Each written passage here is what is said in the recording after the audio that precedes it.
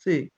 Yo ahorita voy a salir de la reunión, ustedes se manejan. Cualquier cosa, todo lo que te voy a escribir va a ser en el WhatsApp Ya, Muy perfecto. bien. del Me grupo. pasas el enlace del directo para pasarlo, por favor.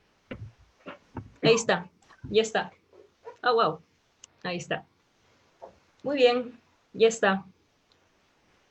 Por favor, confírmame que se está escuchando, por favor. Voy a tener el video para...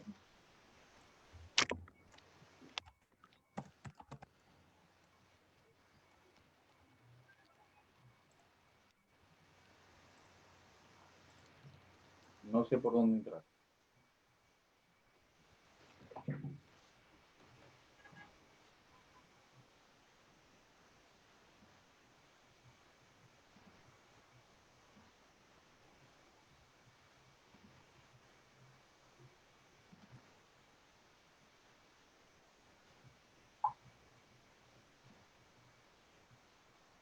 ¿Me avisas?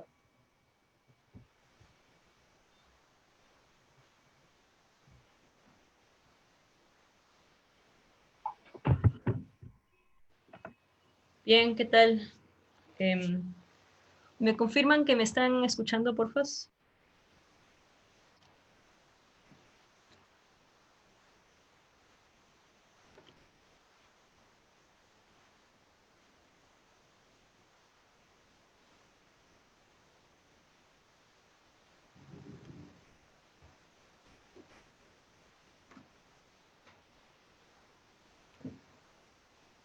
Sí se escucha, Cami. Pueden comenzar. Desde Facebook ya se escucha. Me lo confirmas, por favor.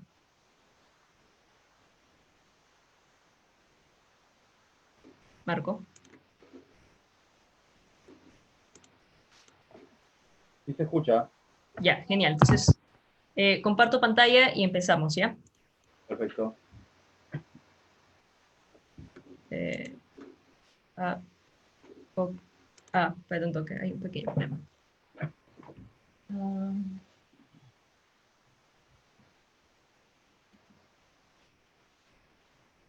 veamos ahora para comenzar. Uy, de acuerdo. Pantalla.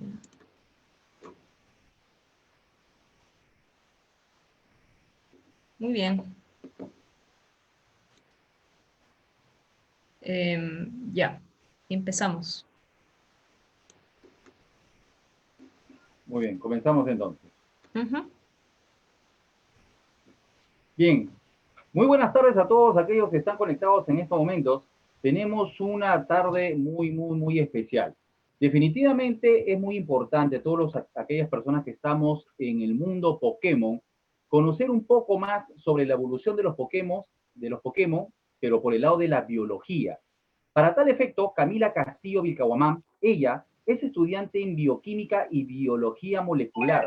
Su interés radica en bioinformática, ecología y evolución microbiana. Ha participado en varios eventos de divulgación relacionados con microbiología y astrobiología junto a la Sociedad Científica de Astrobiología del Perú. Realizó una pasantía en el laboratorio del profesor Elon.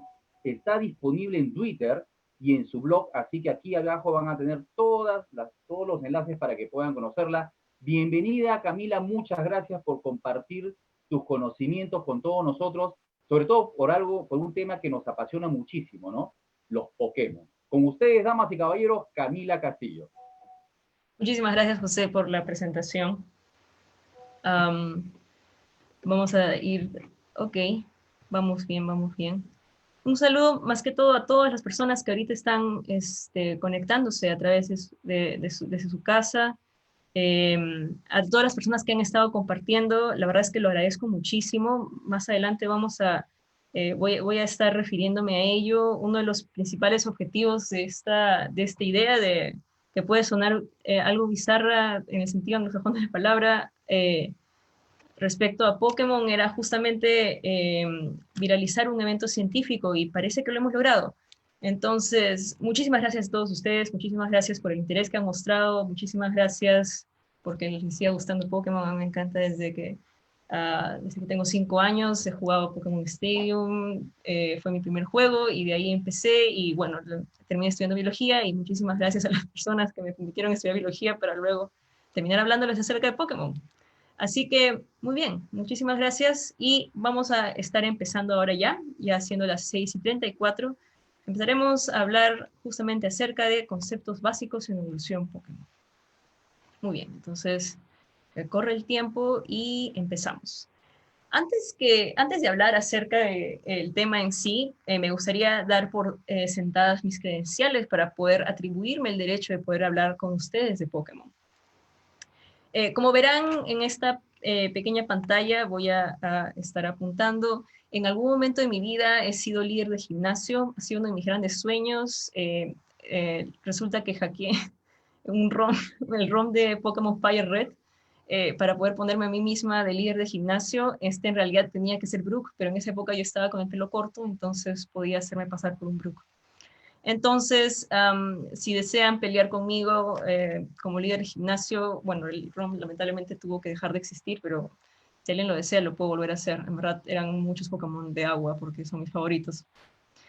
Entonces, empecemos haciéndonos una clásica pregunta respecto a si realmente podemos utilizar el método científico para estudiar Pokémon, o cómo podemos abordar este serio problema de la taxonomía Pokémon. Entonces vamos a empezar con una pregunta que suelo escuchar mucho cuando hablamos acerca de astrobiología en las diferentes exposiciones que hacemos con la Sociedad Científica de Astrobiología del Perú. Ustedes sabrán que el agua es uno de los principales medios que tiene la vida para poder realizar sus diferentes procesos químicos. Es el principal solvente. Entonces, una frase muy popular es que sin agua no hay vida. Sin embargo, muchas veces las personas levantan la mano y lo primero que hacen es preguntarnos, pero ¿no podría ser que en otro planeta, digamos, podrían utilizar otro solvente que no sea el agua? O sea, ¿por qué no nos centramos tanto en nosotros? ¿Por qué somos tan geocéntricos? Pero así como vamos a hacernos esa pregunta, podríamos empezar a hacernos miles de preguntas. Podemos empezar a hacer si se usa otro compuesto, si podría ser otro elemento, qué hay del ADN, acaso puede estar basado en otro elemento que no sea el ADN que nosotros conocemos en la Tierra, y podríamos empezar a ayudar un montón. Podrían ocurrírsenos un montón de ideas, que de hecho esto es lo que sucede con muchos autores de ciencia ficción. Y de hecho gracias a sus imaginaciones tenemos las obras con las que contamos hoy día. Sin embargo, la ciencia lamentablemente no puede funcionar de esta forma, y les voy a decir por qué. Básicamente nosotros necesitamos tener algo que pueda ser comprobado para poder luego argumentar si es que se está dando este fenómeno o no.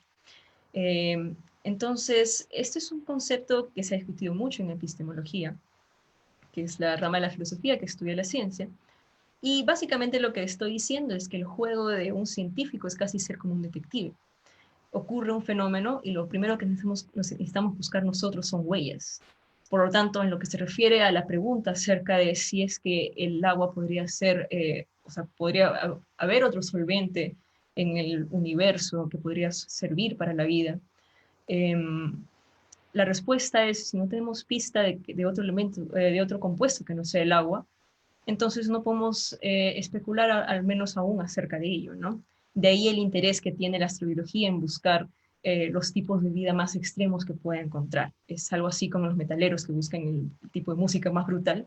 Los científicos también, cuando se trata de buscar nuevas posibilidades de vida, tratan de buscar la vida más extrema que puedan encontrar. Entonces, al final, como les digo, el trabajo de un científico termina siendo como el trabajo de un detective. O para el caso que nos concierne en estos momentos, el trabajo de un científico termina siendo como el trabajo de un detective Pikachu. Entonces, ¿qué es vida? La parte de abajo dice lo que realmente todos los biólogos sentimos acerca del concepto de vida, que es que los biólogos tampoco sabemos la respuesta. Entramos en una fase muy filosófica de la biología en la cual nos consultamos si es que realmente podemos definir qué es vida. Y podría nuestra mente empezar a explotar, podría salirnos un tercer ojo tratando de buscar una definición. De hecho, hasta ahora se siguen peleando los científicos que tratan de definir este tema.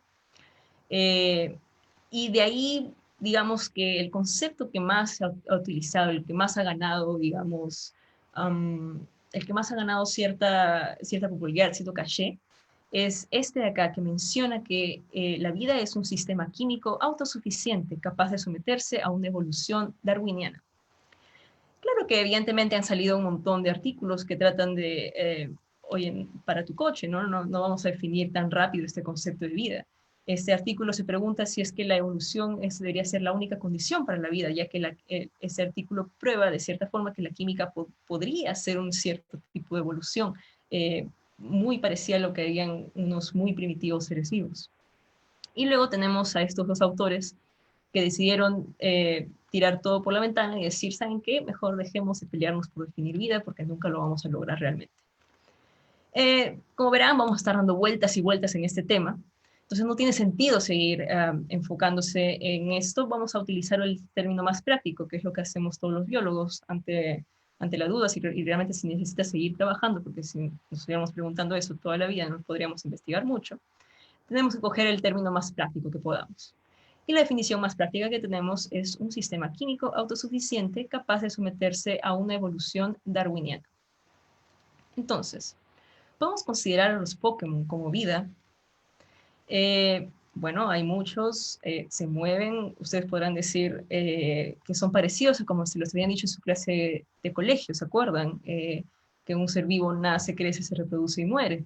Pero ya hemos visto que esa definición queda un poquito atrás en comparación con las otras definiciones que podrían estar volando de un lado a otro. Sin embargo, les vengo a decir las buenas noticias para que no crean que esta exposición va a terminar muy rápido, que los Pokémon parece que sí tienen, digamos, sí son un sistema químico. Acá vemos Growlithe comiendo, entonces significa que tienen que tener algún tipo de metabolismo que los pueda sostener, ¿sí o no? Entonces son un sistema químico. Y acá vemos que una clásica escena en la cual tu Pokémon, cuando lo dejaste en la guardería, llegó a tener un huevo. Esto acá significa que los Pokémon se reproducen y si ese huevo en algún momento eclosiona, va a tener un individuo que va a tener, de hecho, ciertas características de los padres. Estas personas que son muy fanáticas del Pokébreeding me van a poder apoyar en este argumento, porque yo sé los esfuerzos que hacen para poder llegar a tener un Pokémon de stats ideales. Entonces, aquí tenemos, son dos ejemplos clarísimos de que tenemos, que estamos ante un ser vivo. Podemos considerar a los Pokémon un ser vivo. Y quizá el último argumento que podríamos decir a favor de una evolución darwiniana Pokémon es que existen fósiles. Y esto es algo muy especial porque el hecho de que existan fósiles significa que ha habido Pokémon desde años muy, muy, muy anteriores. Y que aparentemente, no sé si ustedes recuerdan, pero en la primera aventura, en la aventura con Están en Kanto, se encuentran a estos Pokémon fosilizados, muy parecidos a lo como aparecen en los TCG. Entonces estamos hablando justamente de Pokémon que aparentemente ahora ya no existen, están extintos, ustedes no los han vuelto a encontrar en la naturaleza. Y sin embargo, se quedaron fosilizados luego de muchos años atrás. Entonces eso significa que está habiendo un proceso de extinciones y de selección. Entonces sí, podemos decir y asumir que los Pokémon son vida. Entonces vamos a hacer unas aclaraciones antes de entrar a la teoría de la evolución, ¿ok? Porque digamos que Pokémon utiliza un concepto de la palabra evolución que muy probablemente a muchos biólogos no nos simpatice. Y esto es el resultado de, bueno, son los creadores, ellos pusieron el nombre. Acá tenemos a un Abra evolucionando a un Kadabra. Sin embargo, si nos analizamos en general la evolución Pokémon, nos vamos a dar cuenta que en realidad estamos ante una especie de crecimiento. Tenemos diferentes estadios. Tenemos, por ejemplo, en esta evolución de Dragonite, tenemos a un Dratini, que sería un estado infante. Luego tenemos a un Dragonair, que sería un estado intermedio. Y luego vamos a pasar a un Dragonite, que es el estado, digamos, adulto. Está comprobado de que la evolución anterior sería un estado infantil. Acá vemos un montón de Growlithe y su mamá Arcanine. Entonces, Arcanine sería el estadio adulto. Entonces, ¿ante qué estamos? La evolución Pokémon, así como los ha llamado el profesor Oak, el profesor Elmi, en general todos los especialistas en esta rama, no es tanto una evolución Pokémon. En realidad, vendría a ser más una metamorfosis. Un Dragonite en realidad está haciendo más se parece más a lo que está haciendo una mariposa de lo que han hecho millones de años de evolución. ¿Sí o no? Entonces, ahora sí, empecemos a entrar en materia. ¿Qué es la teoría de la evolución? Acá tenemos a uno de los primeros profesores del mundo Pokémon, Charles Darwin. Probablemente también uno de los rostros más conocidos en en lo que se refiere a lo que es la teoría evolutiva. Cuando uno piensa en evolución, piensa en este hombre viejito barbudo y piensan que él ha sido el autor y que si no hubiera sido por él no hubiéramos tenido la teoría evolutiva. Sin embargo, me gustaría aprovechar este tiempo para poder decirles que existieron otros científicos y pensadores, incluso antes de Darwin, que propusieron la idea de que habían cambios en los animales y en general los seres vivos conforme pasaba el tiempo. En mi interés de poder dar más luces acerca de científicos que no necesariamente son occidentales o que vienen de una escuela occidental, en esta imagen de acá podemos ver a Al-Yahiz, que fue digamos, un filósofo musulmán, filósofo en el sentido anterior de la palabra, en el mundo antiguo, en el cual se había dominado varios temas. Y uno de ellos se refirió justamente a cómo es que las especies podrían estar haciendo cambios en el tiempo. Él lo escribió en un libro muchísimos años antes de Darwin, y no se sabe si Darwin en algún momento habrá conocido acerca de ese filósofo, pero se sabe que sí, sus escritos se mantuvieron, evidentemente, ¿no? Entonces, Darwin, ¿qué es lo que dice? Para poder hablar acerca de la teoría según como Darwin la concibió, tendríamos que hablar de tres partes importantes de su teoría. La primera es que los rasgos son heredables. Acá vemos una imagen de estas mariposas, que son los padres, y que sus rasgos van a ser heredables a sus hijos. Es decir, tenemos estas mariposas que son una rosada y una rosada un poco más intenso, estamos esperando hijos que sean más o menos de los mismos rasgos. Y lo mismo para las mariposas azules. También podemos decir que para Darwin hay más descendencia, es decir, se originan más individuos y sin embargo son menos los que van sobreviviendo, ¿sí o no? Digamos que una vez que las nuevas maripositas, en este caso, van a salir al mundo real, como justamente pasa en la vida humana, te enfrentas a las desesperaciones de la vida, te enfrentas a una escasez de hábitat, escasez de pareja, escasez de comida, no todo el mundo puede obtener todo, ¿no? Y así es como poco a poco van cayendo en la carrera de la vida. Y la tercera parte es la descendencia varía en sus rasgos variables. Es decir, hay variaciones en la descendencia también, y eso genera que cada vez haya más diversidad, lo cual es muy importante cuando hablamos de evolución. Ahora, muchos creen que Darwin es la cara de la evolución, es el men, ¿no? Es el papi, mi Ricky, mi rey. Sin embargo, actualmente podríamos decir que la teoría de Darwin ya no es que sea la más actualizada. Conforme han pasado los años en la biología, hemos podido también observar, por ejemplo, el trabajo de genético de Mendel. Hemos podido también tener más conocimientos acerca de mutaciones, genética de poblaciones, todo ese tipo de disciplinas que juntas, cual Megazord, se los juro por toda mi vida, así como están viendo al Megazord formarse, así también se formó lo que conocemos como la teoría sintética de la evolución. Esta teoría sintética es una síntesis, es un resumen, hemos puesto todo en un zip y lo hemos comprimido para el gusto de todos los biólogos presentes. Y así es como vamos distribuyéndola, ¿no? Entonces, digamos que ya son varias disciplinas las que se han juntado, cual Megazord, ¿no? Espero ahorita que los comentarios estén hablando acerca de que el mejor Power Rangers ha sido Power Rangers Fuerza de Tiempo, si no, ya los pueden ir quitando de la conversación. Entonces, sigamos hablando acerca de la teoría de la evolución. Muchas personas siempre hacen esta pregunta, ¿no? ¿Por qué le llaman teoría? ¿Por qué no es el hecho de la evolución? O ese tipo de preguntas que siempre vienen en una discusión de YouTube. La mayoría de gente se queda como Boba Fett haciendo un ataque de amnesia. Sin embargo, quizá lo que podríamos decir aquí en este punto es que la teoría como palabra en su significado no significa que sea una hipótesis o que sea algo que no sabemos si está comprobado o no. Teoría también puede significar un gran conjunto de conocimientos científicos que giran en torno a un tema. Así es como tenemos teoría de la gravedad o teoría de la relatividad. Entonces la teoría de la evolución también está en la misma línea, está utilizando el mismo significado. Entonces, la siguiente pregunta que nos vamos a hacer es si siguen los Pokémon un proceso evolutivo. Está bien, hemos definido que los Pokémon no están, cuando decimos que evolucionan, no están haciendo, no estamos refiriendo a esa metamorfosis, ¿no? Estamos refiriendo a que en años pasados existían Kabutos, existían Omanytes, y que conforme pasado el tiempo, estas especies se han extinguido, y conforme ha pasado el tiempo, nuevos individuos han venido a poblar el mundo Pokémon, ¿sí o no? Entonces, ¿siguen los Pokémon un proceso evolutivo? Es una gran pregunta, gracias por haberla hecho. El equilibrio de Hardy-Weinberg es justamente una especie de test para poder saber si una población está evolucionando. Entonces, ¿qué es lo que sucede?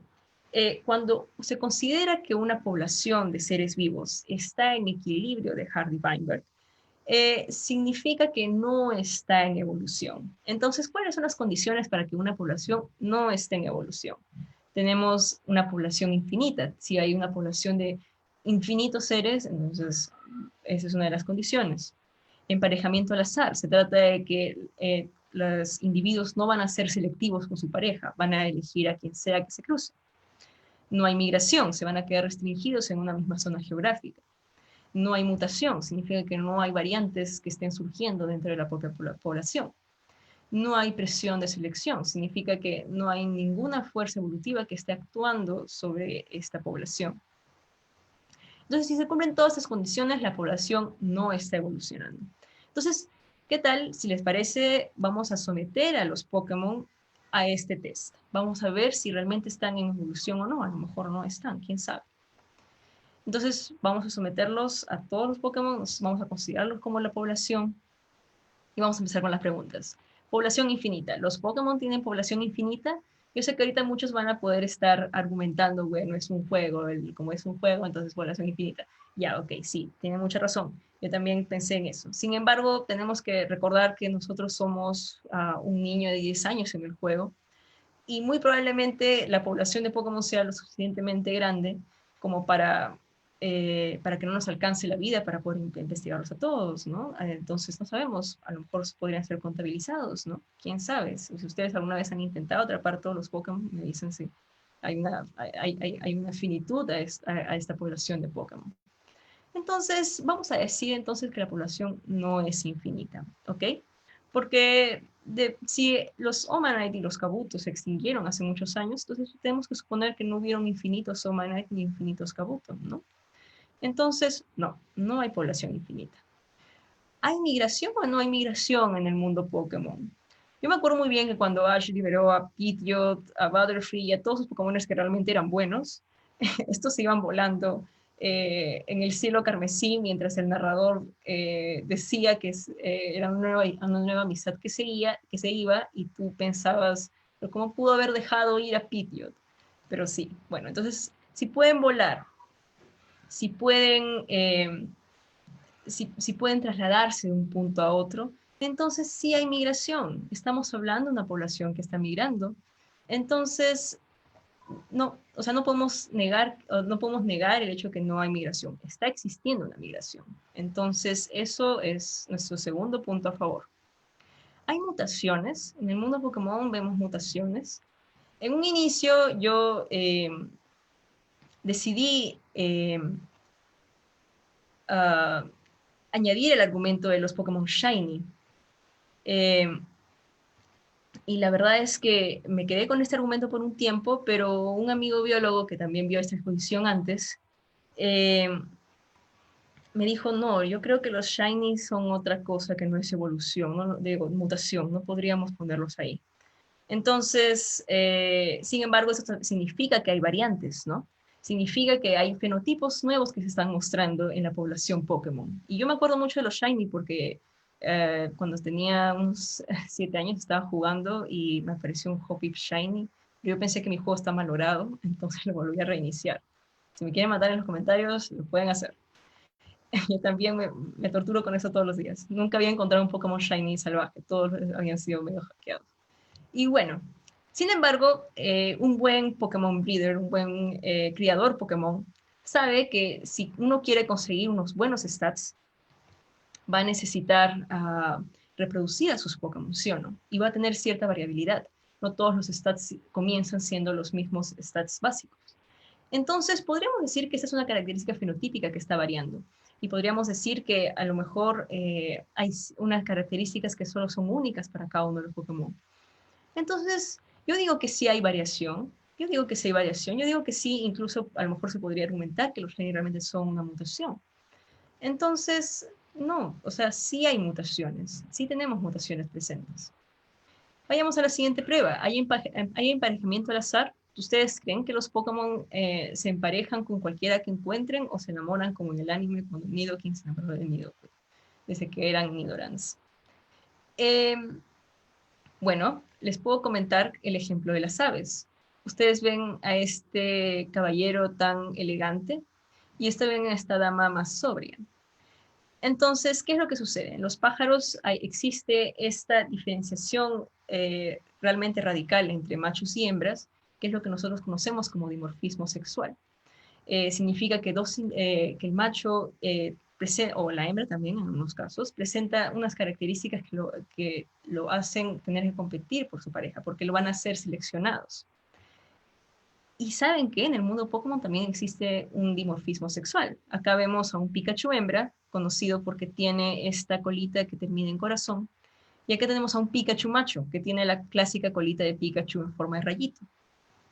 Entonces, se han aparecido estas diferencias, se han aparecido estas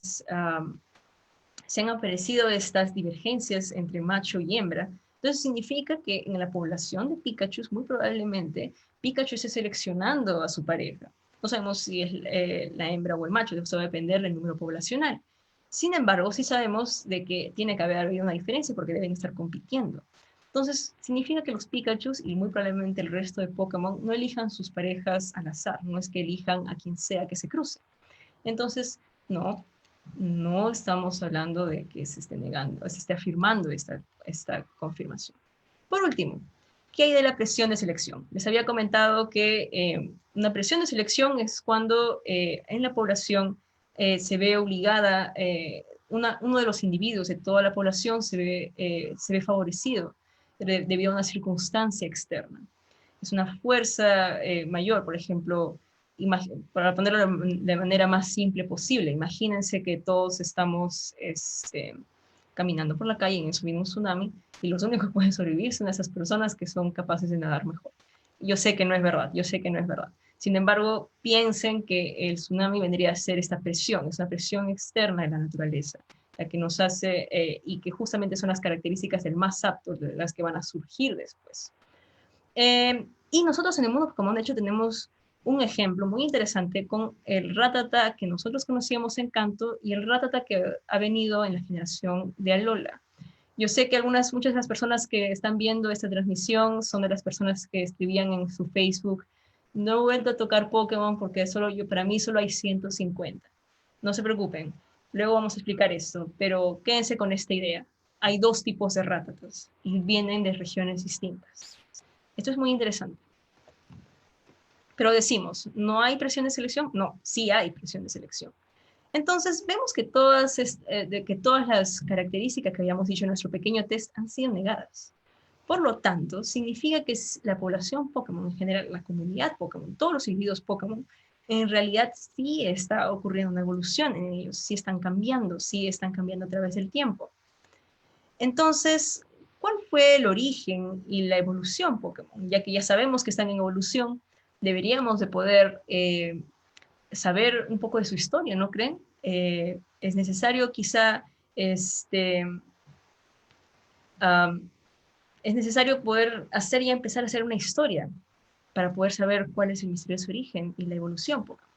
Entonces, en esta ocasión vamos a tener que recurrir a un gran y fiel amigo de la biología. ¿Ustedes ven estos cuadritos? Ya. Muchos compañeros biólogos los ven a cada rato. Son como que un estándar, lo vemos, y no importa que estudies microbiología o ecología, igual los vas a ver. Esto de acá que vemos aquí es una filogenia. Es un árbol de filogenia. Vemos acá que tenemos un individuo A, B, C, D, Y. Y cuando vemos este diagrama, lo que podemos concluir es que, para empezar, el ancestro en común de A y B es este nudo de acá. Acá podemos suponer que hubo un organismo y de aquí divergieron A y B. Ahora se preguntarán, ¿y cuál ha sido el ancestro en común de todo este grupo de A, B, C, D y E? Muy bien, este se encuentra en este nudo de acá. Vemos cómo de acá se abre para poder dirigirse a los individuos que estamos evaluando, ¿verdad? Y acá tenemos a la raíz. Vemos que todos los que están antes de estos individuos son los ancestros. Todos estos que aparecen acá son los ancestros, previo a estos. Y los que tenemos en el día de hoy, en la actualidad, son los que aparecen en este lado de acá, en la A, B, C, D y E. Entonces, el árbol filogenético de la vida terrestre, como nosotros la conocemos, la vida que nosotros hemos visto todos los días, se compone de la siguiente forma. Este de acá, dicho sea de paso, está un poco, digamos, es muy del pasado. Este grupo de acá, estas famosas arqueas, han sido separadas y hechas más pedacitos de los que ya están acá. Sin embargo, es importante notar que estos tres grupos grandes, bacterias, arqueas y eucaria, que son las eucariontes, se dividen por el tipo de célula. Si ustedes se acuerdan un poco quizá del colegio, recordarán que las bacterias se caracterizaban porque no tenían núcleo. Las arqueas tampoco tienen núcleo, pero ciertas partes de sus células son más parecidas a un eucarionte que a una bacteria. Y las eucariontes tienen un núcleo, esa es su característica definitiva, es la que a nosotros nos enseñan todo el tiempo en los años de secundaria y también en la academia antes de entrar a la universidad.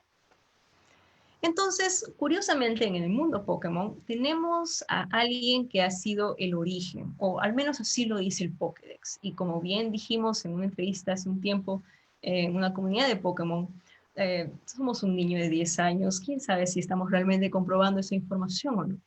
Así que vamos a tener que contar en el Pokédex como una fuente de información que puede ser fiable, pero a veces no. Sin embargo, en este caso podemos hablar de fiabilidad quizá. Mew, el gran Pokémon legendario que aparecía en la región Kanto, muchos científicos del mundo Pokémon dicen que pudo haber sido el ancestro de todos los Pokémon. Eso significa que si los Pokémon fueran, por ejemplo, el grupo Eucarionte, Mew se encontraría en un nodo de aquí, porque a partir de Mew surgieron el resto de Pokémon. Ahora, ¿cómo podríamos hacer un estudio como el árbol de la vida que hemos visto en Pokémon, ¿no? ¿Cómo podríamos hacer un estudio parecido a ese para darnos un poquito más de caché, para ponernos un poco más serios? Entonces, bueno, no tenemos lamentablemente características morfológicas, que son actualmente las más de moda. Si ustedes han escuchado acerca del genoma humano, sabrán que existe algo que es el genoma, que es la biblioteca de todos sus genes. Entonces, como todo el mundo está hablando de genética, ingeniería genética, Elon Musk se va a editar genéticamente, etc., la genética se ha puesto de moda, entonces en el mundo científico también. Entonces cada vez que tratan de hacer árboles y hacer estudios, suelen recurrir a genes en la actualidad. Sin embargo, el estudio Pokémon aún está en pañales y lamentablemente si ustedes entran a cualquiera de los laboratorios, ya sea el profesor Oak, el profesor Elm, el profesor Birch, nunca van a encontrar que tengan un secuenciador disponible para poder hacer el genoma Pokémon, lamentablemente. Entonces, como no tenemos datos de los genes, no tenemos datos de los nucleótidos, muy probablemente vamos a tener que recurrir a otros métodos. En el pasado, los científicos recurrían a un método más basado en morfología, basándose en la forma del ser vivo. Entonces, acá vemos un clásico ejemplo con artrópodos, y cómo van comparando ciertas partes, secciones para poder divergir en un árbol gigante. Y eso también hizo un usuario de Reddit hace un tiempo. De hecho, esta es la cuarta versión de un árbol de filogenia Pokémon. Este chico se dedicó básicamente a hacer comparaciones entre las morfologías y hacer comparaciones con las morfologías que conocemos en nuestro mundo terrestre. Lo que hizo fue agruparlos según lo que nosotros conocemos de agrupaciones en nuestro mundo terrestre. Ahora, yo sé que ustedes ahorita no van a poder ver, pero por suerte he podido conseguir esta imagen en mayor resolución y vamos a acercarnos a uno de los grupos. Y el grupo que nos vamos a acercar es el de las aves. Vamos a hablar de muchas Pokémon ave en esta ocasión, así que a tener que soportarme hablar de aves. Muy bien. Em, Aves. Como ven, el autor de esta filogenia Pokémon decidió separar a los diferentes tipos de Pokémon aves según el grupo al que se parecerían estando en la vida terrestre. Acá tenemos a los búhos, por acá tenemos a palomas, por acá tenemos a aves de caza, por acá hay pingüinos y por acá hay patos. Una característica muy, muy resaltante y que yo resalto mucho acerca de esta filogenia Pokémon es que el autor tuvo el detalle de emparejar a las aves con lo que vendrían a ser los dinosaurios del mundo Pokémon, lo cual nos indica que el autor realmente estaba leyendo literatura y que ha tratado de ser lo más cercano posible que haya podido hacer en este contexto, ¿sí o no?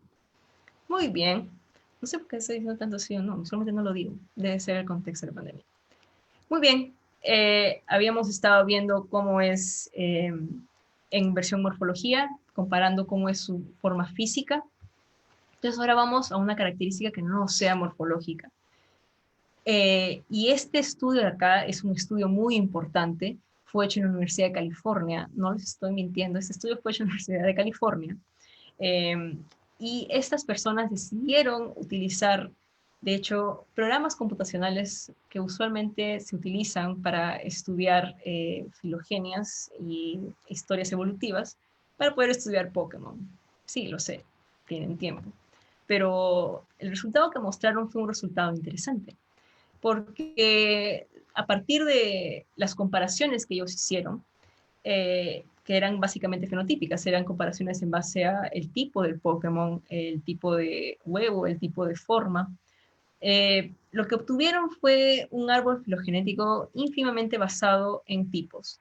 Entonces acá vemos, por ejemplo, todas estas ramificaciones verdes corresponden a los que son los Pokémon tipo hierba. Y de hecho, cada una de estas tipificaciones, por acá vemos a los Pokémon tipo normales. No he podido encontrar, lamentablemente, este árbol filogenético en una mayor resolución, así que nos vamos a tener que quedar con esto. Sin embargo, tengo que decirles que la comunidad de investigadores Pokémon saltó cuando vio este árbol, porque dijeron que no habían considerado ciertos puntos, como por ejemplo el hecho de que hay Pokémon aún más ancestrales, y que por más de que sean del mismo tipo, no podríamos considerarlos uh, como las especies más recientes, ¿verdad? Entonces, aún hay muchas cosas para hacer en el mundo Pokémon en lo que se refiere a buscar una historia filogenética y evolutiva, ¿verdad? Pero bueno, vamos a dejarlo ahí. Los invito a investigar cómo se hacen filogenias. A lo mejor ustedes también podrían publicar un estudio para poder contrarrestar el estudio de la Universidad de California. Entonces, una de las preguntas que nos podríamos hacer sería cómo así surgió la diversidad Pokémon. Yo acá tengo un Pikachu. Sin embargo, allá en el laboratorio de trabajo hay un Totodile. Y en una ocasión tuve que recoger un Pokémon tipo eléctrico de una fábrica de peluches. Entonces vemos que hay varios. O sea, yo ahorita tengo este Pikachu, pero mi Pokémon favorito es Totodile y cada uno tiene su Pokémon favorito para elegir, ¿verdad? Entonces, como cada uno tiene su Pokémon favorito para elegir y vemos que son distintos y para todos los gustos y colores, nos podríamos preguntar cómo se surgió esa diversidad, porque son tan distintos, porque vienen tantos colores y formas. Muy bien, de hecho, bueno, Darwin no conocía Pokémon lamentablemente, pero sí hizo en una ocasión una pregunta similar. Y esa es la famosa historia de los pinzones de Darwin. ¿Qué sucede? Cuando Darwin viajó a las Islas Galápagos y paró en cada una de las islas que iba conociendo, vio que habían distintas formas, distintos tipos de una misma ave. Veía que estos pinzones, que es el nombre de estas aves, diferían en su pico. Sin embargo, seguían siendo pinzones, al menos eso dictó la taxonomía que se hizo después. Una de las cosas que pudo ver Darwin, debido a que cada uno de estos pinzones iba a cada una de las islas, era que estos picos se adaptaban, digamos, por la presión de selección, los más adaptados eran los que tenían un pico con el cual podían consumir su alimento. Entonces teníamos que habían picos grandes que eran propios de aquellas aves que consumían, por ejemplo, semillas muy duras. Pero si se trataba de un ave que podía consumir cosas un poco más suaves, entonces el pico iba reduciéndose en tamaño. Y así fue como surgió tanta inmensa diversidad de picos y formas de pinzones. Ahora, ¿ustedes no recuerdan por los pinzones a un tipo de Pokémon muy especial? Estamos hablando acerca de los Pokémon de nuevo, y les dije que íbamos a hablar acerca mucho de aves, entonces vamos a volver a hablar acerca de aves. Quiero que piensen en cada una de estas aves que son propias de cada una de las regiones. Tenemos a este Pidgey, por ejemplo. Pidgey es muy ultra conocido en la región Kanto, ¿verdad? Tú sales de tu casa de Pueblo Paleta, entras al Gras, y lo primero que te encuentras es un Pidgey o un Rattata, pero siempre está ahí. En la segunda generación, tú salías de tu casa, entrabas al césped y te encontrabas un Hoothoot. Y así sucesivamente han pasado durante el resto de generaciones. Eso es un clásico. Siempre te encuentras a un ave al inicio de tu aventura. La característica de esta ave es que tiene 3 estadios evolutivos, exceptando quizá Hoothoot o Taillow. Pero el resto han presentado consistentemente 3 estadios evolutivos. Entonces, eso es importante. Entonces es importante porque, recordemos la parte inicial, les había dicho que estas aves pertenecían a cada una de las regiones. Entonces, si cada una de estas aves había pertenecido a cada una de las regiones, esto se parece un poco a cuando los pinzones estaban asentados en diferentes islas. Estaríamos hablando de que, ¿acaso cada una de estas aves que siempre encontramos en el mismo lugar y que siempre tiene usualmente un mismo patrón de metamorfosis, a lo mejor antes han tenido un ancestro en común? Evidentemente no ha sido un pinzón, ¿no? Pero a lo mejor ha habido un Pokémon primitivo que conforme fueron habiendo estas separaciones, conforme fueron habiendo las migraciones de las cuales habíamos estado hablando, derivaron en tener toda esta variedad de aves, ¿verdad? Entonces no necesitamos pinzones cuando tenemos Pidgeys.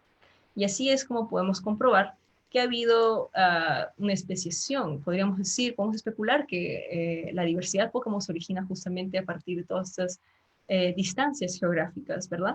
Y la separación que ha habido en la propia población de probablemente este ancestro antiguo que no conocemos porque no hay fósil del mismo.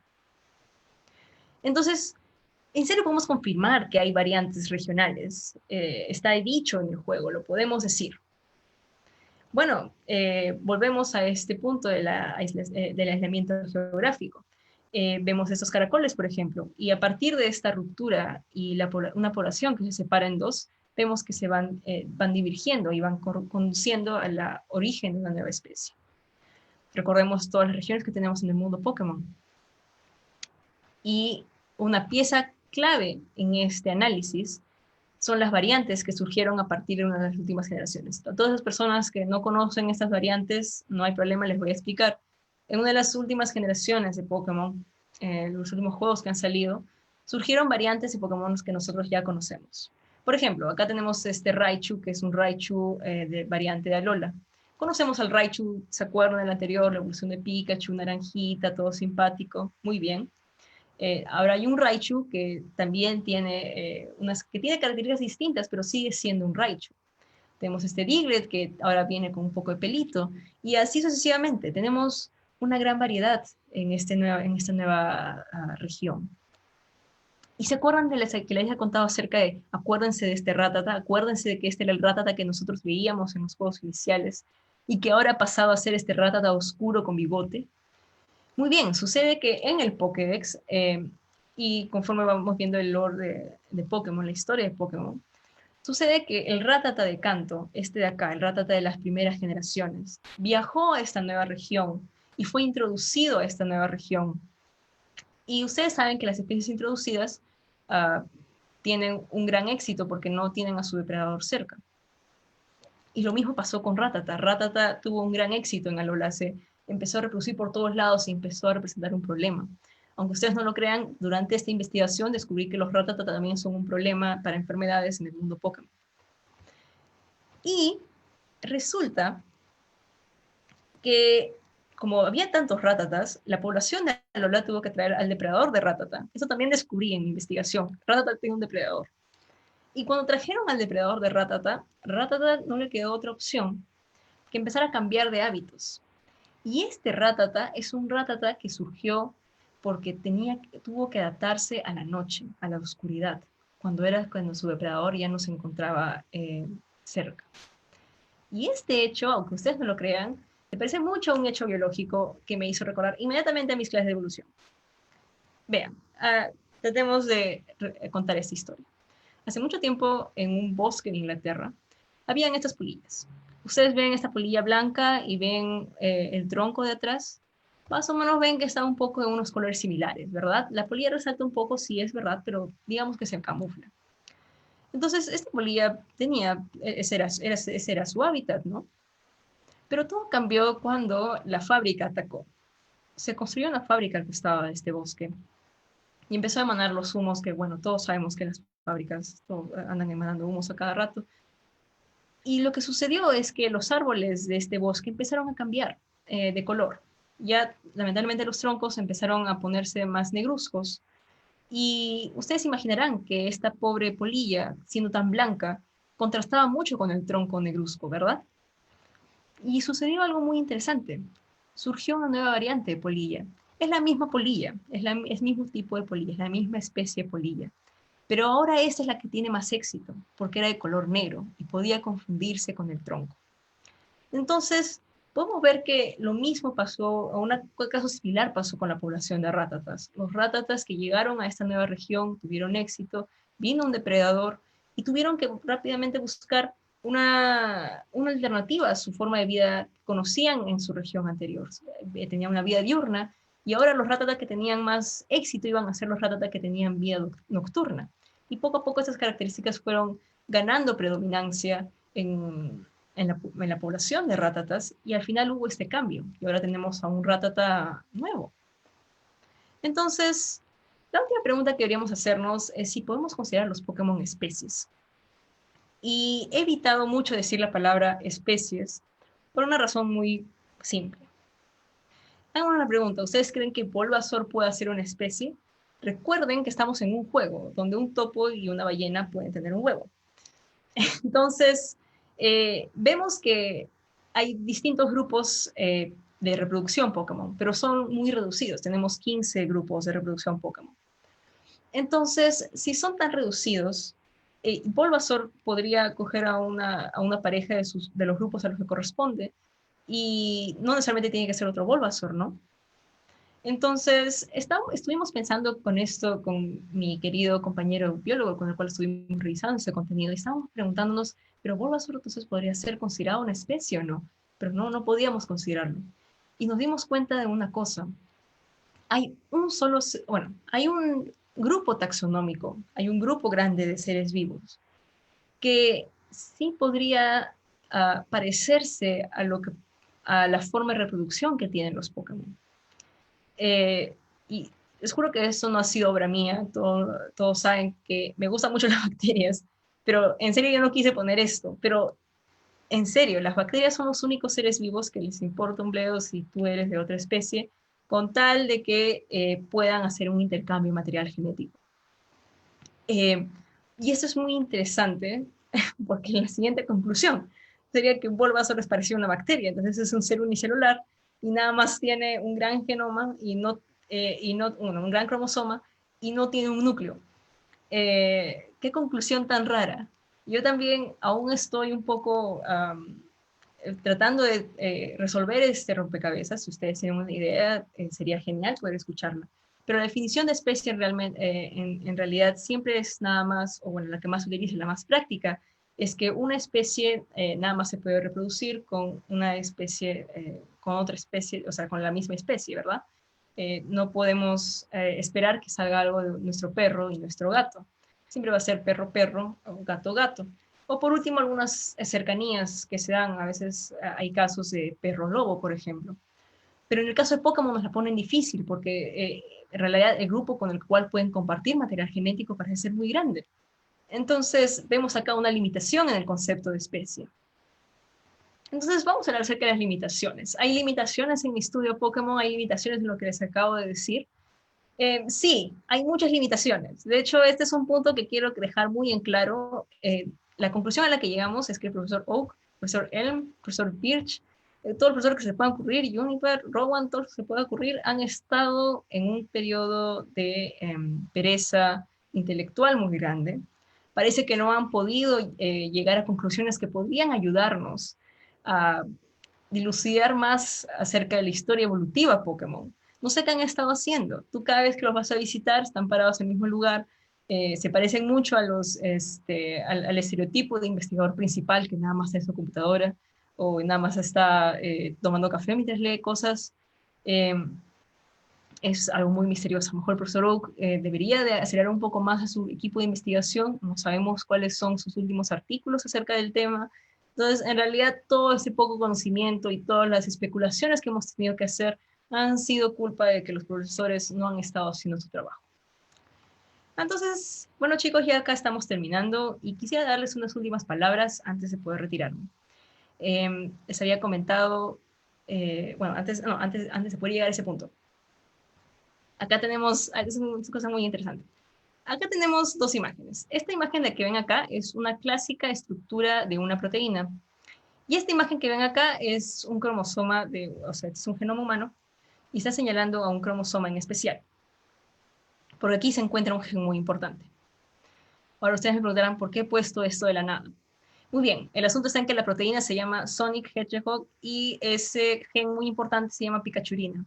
No estoy molestando, no estoy engañando. Ustedes ahorita pueden entrar a Wikipedia, busquen Sonic proteína y busquen Pikachurina. Pikachurina es así es como se llama la proteína que deriva de este gen, solo que aún no ha sido puesta en imágenes.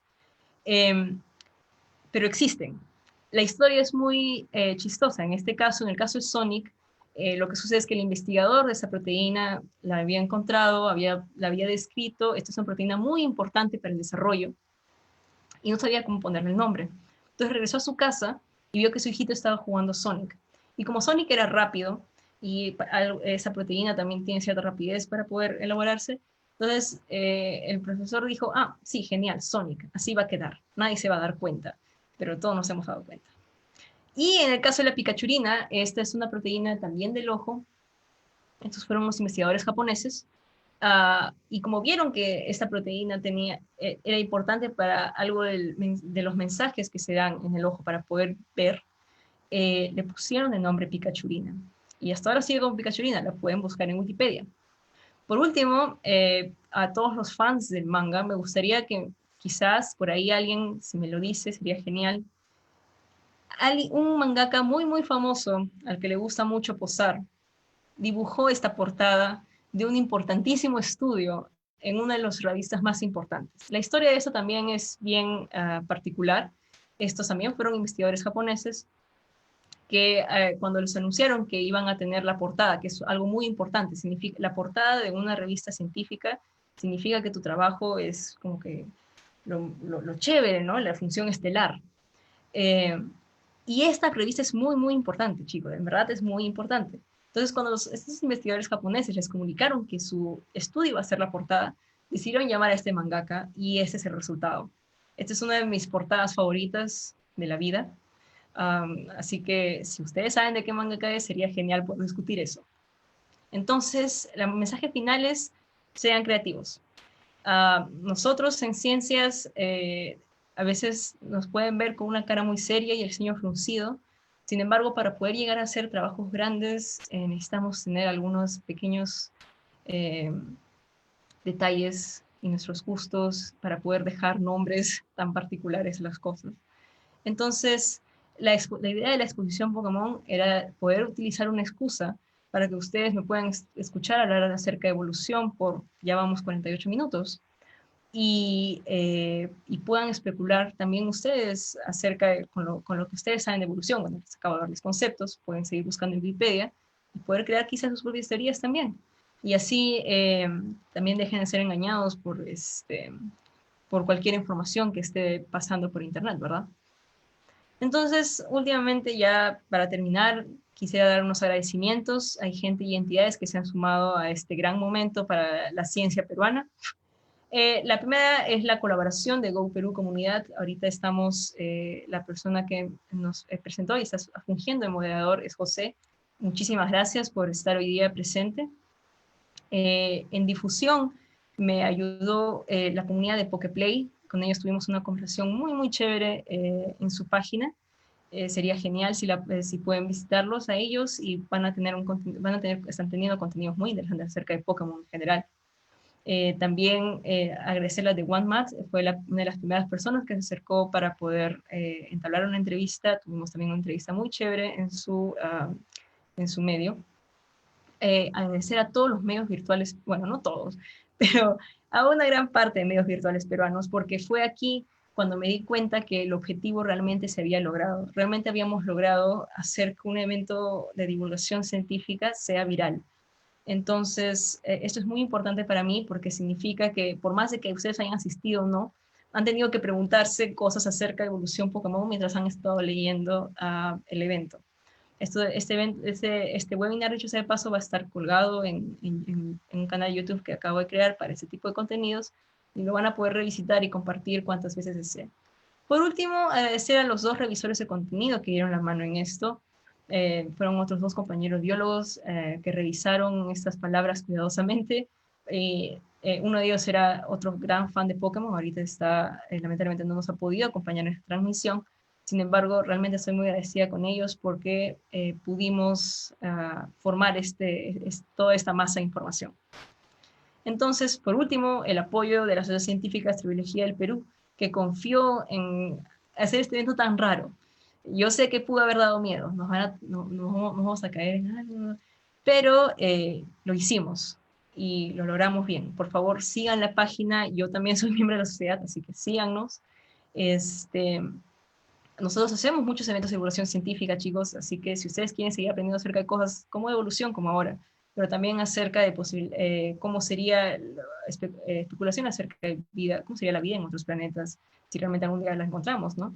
O,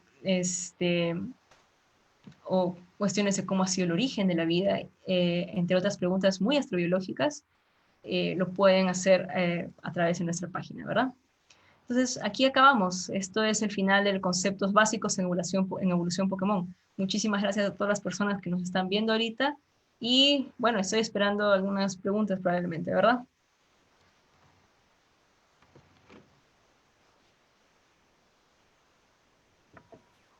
Camila, ¿qué tal? ¿Cómo estás? Muchas gracias. Nos has nutrido bastante en realidad. En realidad para todos los pokemoneros que no tenemos netamente nada de conocimiento de biología, hemos recibido unas cachetadas de ida y vuelta. Te aseguro que con esto toda la gente de la comunidad de Pokémon Go en el Perú, después de lo que nos has explicado, vamos a ver a los Pokémon de otra manera, totalmente distinta, ¿no? Definitivamente, definitivamente, lo de Ratata, ¿no? De todos en general, ¿no? Me he quedado bastante anonadado. Muchas gracias, Camila. No te preocupes, eso es... Una locura. Gracias por tu tiempo, gracias por esos conocimientos. Te cuento, hay bastantes preguntas. Ah, wow. Ay, chico. Por fuera de que ha habido gente que ha estado pidiendo cajitas Meltan, una locura. Por ejemplo, una de las preguntas es de Jairo Simón Luna, ¿no? Dice, ¿Alola se puede comparar a Galápagos en cuanto a la influencia del Raichu?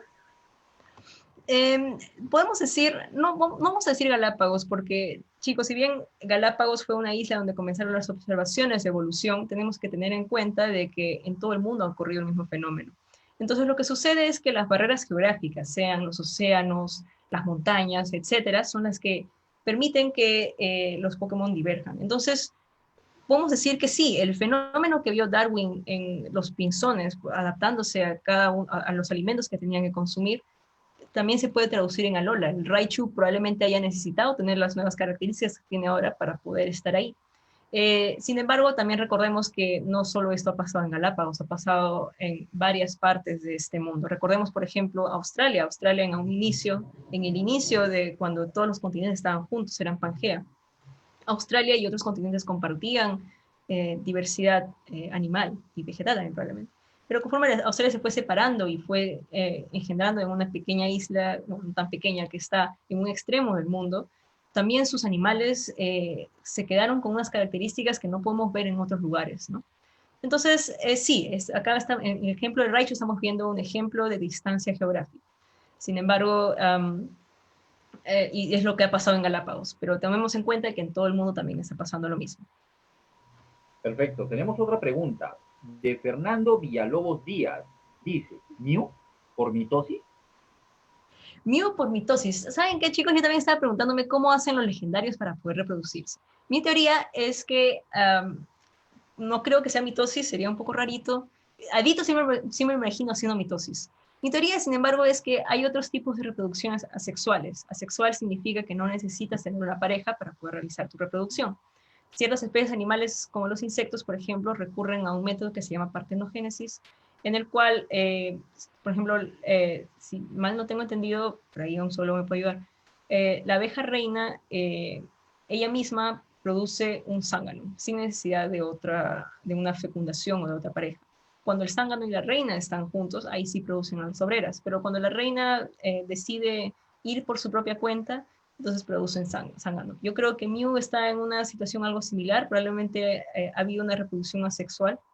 Mucha gente cree que la reproducción asexual no produce diversidad, sin embargo recordemos que en un inicio la reproducción asexual era la que había, y sin embargo igual hubo diversidad. Muy probablemente sea una diversidad, pero muy pequeña, ¿no? Entonces probablemente Mew también fue así. Mew podía ir por su cuenta, no necesitaba una pareja, eh, y por esa razón tampoco se le define un sexo.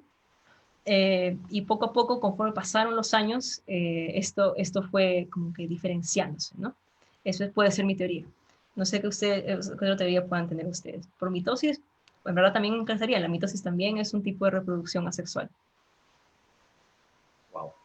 Carlos Manuel Zafín Yarleque Campos dice, bueno, ECAM, Arbok y Cyberpunk deben tener DNA comunes. Sí, sí, yo también pienso lo mismo. De hecho que sí. De hecho que sí, tienen ADNs comunes. Tiene que tener, o sea, tienen que haber tenido un ancestro en común. Eso es, podemos decir que hubo en un pasado un antiguo Icans o Survivor que tuvo las mismas características en una serpiente, y fueron divergiendo, así como hemos visto las variantes regionales, ¿no? Perfecto. Anthony Zárate pregunta, si un Pokémon no evoluciona, ¿no debería extinguirse? Sí, o sea, sí, significa que, a ver, la extinción se da porque digamos que ya no es viable. Y la extinción puede ser algo tan rápido como un meteorito que cae y lamentablemente se va toda tu población, o también puede ser algo muy lento como lo que está ocurriendo con los pandas. Siento a toda la gente que es fan de los pandas, pero los pandas ya se nos están yendo, así que vayan diciendo chao.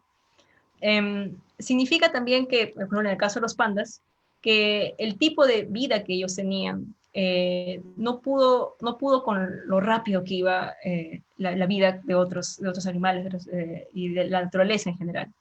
Entonces se han ido quedando atrás, digamos, y digamos que ya poco a poco dejan de ser menos viables, ¿no?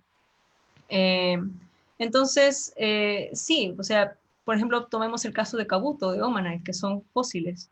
Eh, Se han tenido que extinguir, ¿no? Por algo se han quedado como restos atrapados en una roca. Entonces, muy probablemente en un pasado, o quizá hubo un suceso muy rápido que se deshizo de todos ellos, o muy probablemente también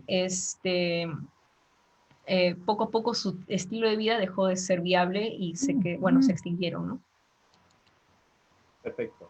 Te comento, Fernando Villalobos Díaz y Benjamín Vélez, justo sus comentarios coinciden, en que están solicitando si puedes compartir el link de las imágenes para verlo mejor, ¿no? Imagino que Claro, no hay ningún problema, sí. De hecho, chicos, quédense atentos al evento, a la página del evento, porque voy a publicar, yo hace muchísimos años, hace unos 3 o 4 años, estaba llevando el curso de evolución, y no se me ocurrió mejor idea que amanecerme haciendo un artículo de este tema.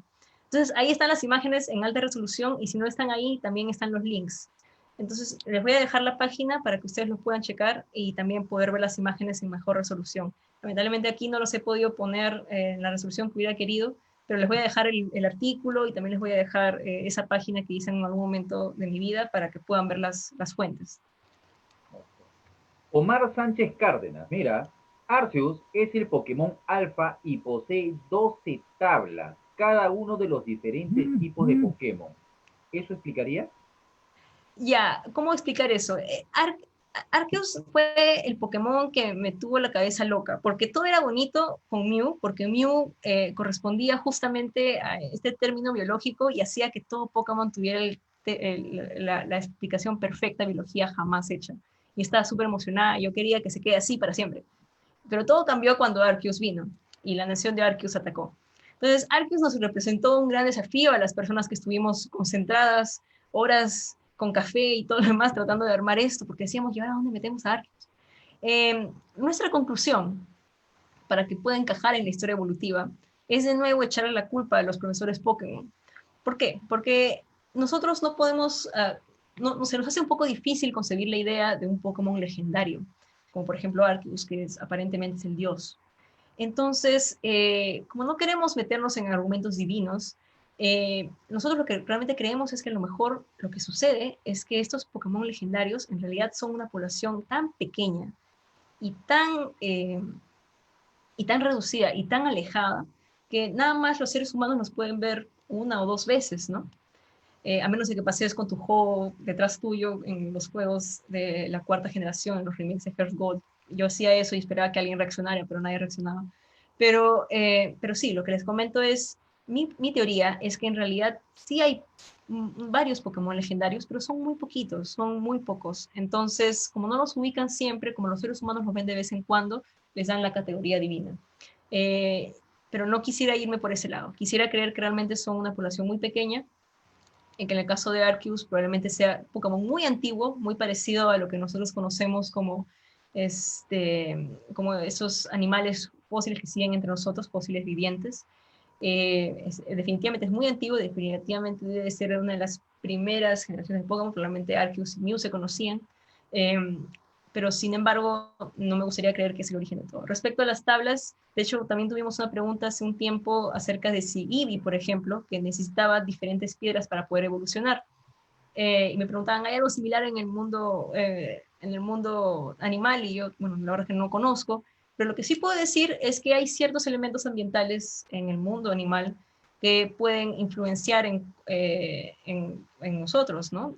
Nosotros siempre estamos interactuando con nuestro ambiente, entonces a lo mejor en el caso de Arceus estamos en un sentido similar. A lo mejor hay algo en estas tablas que hacen que Arceus pueda activar cierto tipo de genes y silenciar a otros, ¿no? Sería interesante, pero lamentablemente, como el profesor Oak no tiene secuenciador de genoma, como no podemos secuenciar el genoma de Arceus, no vamos a poder saberlo por un tiempo. Gino Oces Pelegri pregunta, ¿los Pokémon se comen entre ellos? Sí, ya yo también tenía esa pregunta. Aparentemente sí, porque Rattata tenía un depredador. Eso me sorprendió. Parece que no es que lo ahuyentaba, sino es que realmente lo mataba. Eh, Además de eso, parece que en el mundo Pokémon sí hay, en el Pokédex algunas te llevan a pensar que sí puede haber un cierto tipo de predación. Que dicho sea de paso, tendría que suceder porque hay Pokémon que lamentablemente no pueden seguir viviendo, ¿verdad? No todos pueden ser vegetarianos. Eh, Así que sí, yo creo que sí hay predación. Además, también hay que recordar que hay ciertos Pokémon que presentan una estructura de dientes muy parecida a los que nosotros conocemos en el mundo animal como carnívoros, ¿verdad? Así que yo creo que sí, sí hay una depredación. Hans Salazar Ibáñez tiene una pregunta y un comentario. La primera, Dime. ¿y qué pasa con los Pokémon con forma de humano, como Mr. Mime, por ejemplo?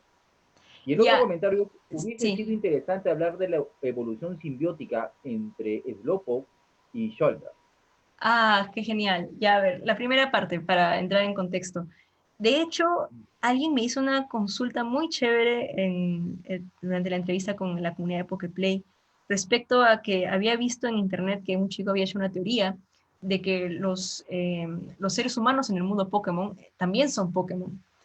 Y llegamos, o sea, haciendo un pensamiento en voz alta, llegamos a pensar que la verdad es que sí, hay Pokémon que son humanoides. Entonces, a lo mejor pasó como ha pasado en nuestra historia evolutiva, donde tenemos un origen en común con varios tipos de primates que son considerados homínidos y cercanos a nosotros, ¿no? Pensemos en nuestro pariente más cercano, el chimpancé. Entonces, a lo mejor Mr. Mime, a lo mejor Machamp y estos Pokémon que son más humanoides, presentamos un mismo ancestro en común para el mundo Pokémon al menos, ¿no? Entonces eso significaría que los humanos en el mundo Pokémon también son Pokémon, así como nosotros también somos animales.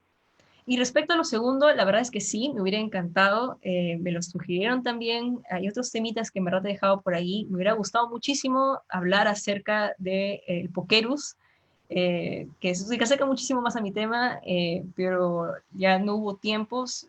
Yo puedo seguir haciendo ese tipo de contenido, así que a lo mejor en un futuro más cercano podría hacer algo un poco más chiquito para hablar acerca de simbiosis Pokémon. Pero sí, ese fue el primer ejemplo que pensé, Shelder y un Slowpoke. Perfecto, Camila, en realidad hay muchos comentarios, o sea, hay bastantes comentarios y preguntas. Si tuviéramos que responder todas, nos quedaríamos toda la noche, definitivamente. Wow. Antes de terminar, me están comentando por privado de que habrá parte 2 a pedido del público. Hay bastante gente que está pidiendo una segunda parte de este tema, que en realidad ha sido bastante interesante. Antes de terminar, a todos aquellos que están, hemos tenido picos de 180, 190 personas, perfecto. No se olviden de rellenar la encuesta en el Google Form, que en realidad nos va a ayudar muchísimo para la próxima, todas las charlas que Camila Castillo y el equipo que trabaja con ella en todos esos temas van a tener a futuro. Camila, no sé, algunas palabras finales. De verdad, Sí. muchas gracias. Como te digo, nunca más los Pokémoneros vamos a ver a los Pokémon como los veíamos antes. Ahora voy a ver un rato, te voy a decir, voy a pensar todo Toda la lo que... evolución. Sí. Sí, de verdad, una locura. Sí, no, chicos, la verdad es que las únicas, muchísimas gracias en realidad. Esto es exactamente lo que estaba pensando cuando hicimos quizá un poco de historia. Yo pensé en un evento así desde que he estado en pregrado. De hecho, tengo un montón de temas para hablar así, con el mismo contenido friki y biología metida en medio. Mi juego favorito es Star Fox, y no sé cómo así, jugando Star Fox, terminé en la Sociedad Científica de Biología del Perú. Es casi una poesía, pero sí, muchísimas gracias realmente por haber venido. Lo que más me sorprendió es que el anuncio salió fuera de los límites. Yo, incluso, si se dan cuenta, ni siquiera puse aquí que esto era hora peruana. Me empezaron a escribir un montón de personas de Chile, Panamá, de Argentina, y también le agradezco a todas las personas fuera del Perú, en Latinoamérica, quizá también incluso en España, no sé, me encantaría saber, eh, que han podido venir a asistir a este evento. Ahora creo que es en España, está en otra hora. Pero sí, que han podido venir a asistir a este evento, y en verdad me ha encantado poder hablar acerca un poco de ciencia y un poco de Pokémon con ustedes. Es todo un sueño realmente, así que muchísimas gracias. Vamos a tratar de estar haciendo más eventos similares. Entonces yo creo que aquí ya estamos terminando.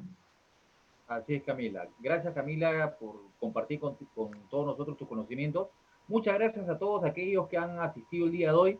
Compartan esta charla que en verdad nos ha nutrido muchísimo a todos, muy rico en torno a la biología y bueno, los que somos pokemoneros, nos ha abierto los ojos en muchos aspectos. Compártanlo por todas las redes sociales, síganla a Camila, tanto en Facebook como en todas sus redes sociales. Para la próxima oportunidad, obviamente Camila nos estará revisando para poder compartir y nutrirnos más de tus conocimientos, ¿verdad? Sí, muchísimas gracias de nuevo a todos. Quise anunciar mi Twitter, soy @reymonera. Si ustedes están en Twitter, la verdad es que ahí estoy publicando también cositas más chiquitas, pero relacionadas con este tema. Y a veces cualquier otra pequeña cosa de divulgación científica. Así que si quieren más contenido científico, normal, me pueden encontrar por Twitter, @reymonera. Y bueno, yo creo que ya estamos finalizando.